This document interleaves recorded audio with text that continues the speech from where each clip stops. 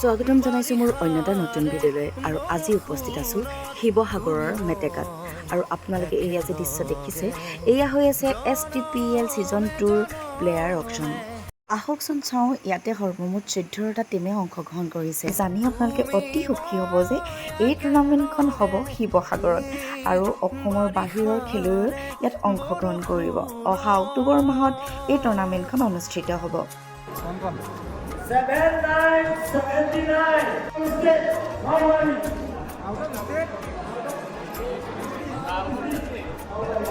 ডিমৰ পৰা মই আৰু লগতে পৰমা আৰু দুজন সতীৰ্থ আমি একেলগে গৈছিলোঁ। পিছফালে ইয়াত দেখিছে আক্ৰাম দাও ইয়াতে উপস্থিত আছে আৰু যথেষ্ট সংখ্যক ইয়াত আজি মানুহ হৈছে আৰু আপোনালোকেও আহিব দেই চাবলৈ, সকলোকে লগ পাম। ইয়াতে আজি উপস্থিত হৈ বৰ ভাল লাগিল। বহুকেইখন অচিনাকি মুখৰ লগত আকৌ নতুনকৈ পৰিচয় হ'লোঁ আৰু ককাইদেউকেইজনে মৰমতে এখন ফুলাম গামোচাৰে মোক মৰম যাছিলে।